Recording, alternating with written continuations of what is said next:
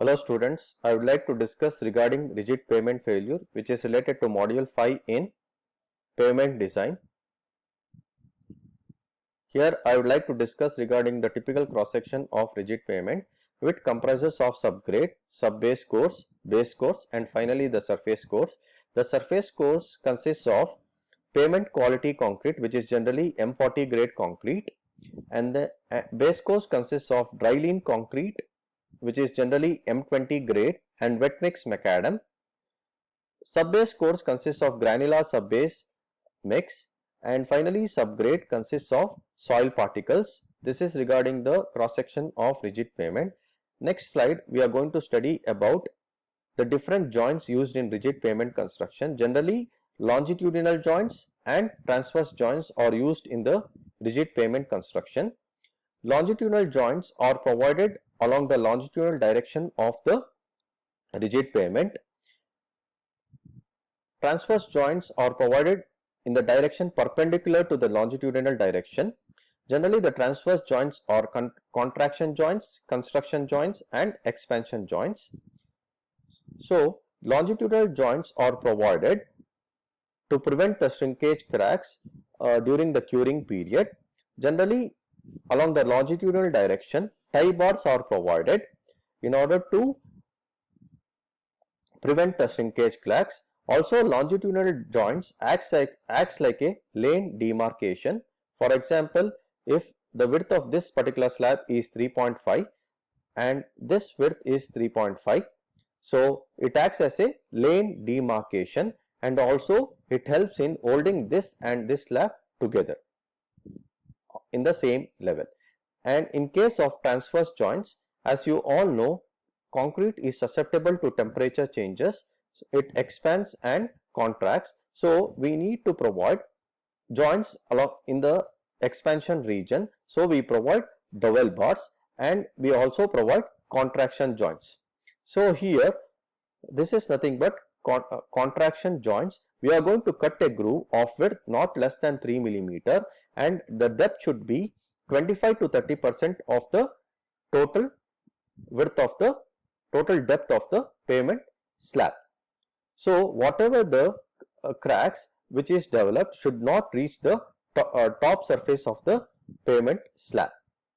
So this is regarding the contraction joints, and this gap is filled using the joint sealant in case of contraction joint, and this is nothing but construction joint. See here, whenever the day's work is over, we need to provide these construction joints in order to accommodate for construction activity in the next day or whenever it is going to start. So these are the dowel bars, and this is the construction joint along the longitudinal direction, and this is the construction joint along the transverse direction. So here there is some cap which is provided to the dowel bar in order to accommodate for expansion and contraction. This cap is called expansion cap or sleeve, and here in this figure you can see the dowel bar system, and these are the tie bars which is used in the longitudinal direction, and dowel bars are generally provided in expansion joint.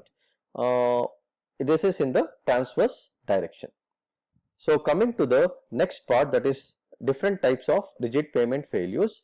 First one is scaling and raveling of cement concrete. It is generally due to peeling off of part of concrete surface to a depth of 5 to 15 mm. So in other words, it is nothing but loss of fines. For example, if there is segregation or more water content, the fine particles will be removed from the concrete mix. This lead to ungreased surfaces, so thereby the surface of the pavement will be peeled off.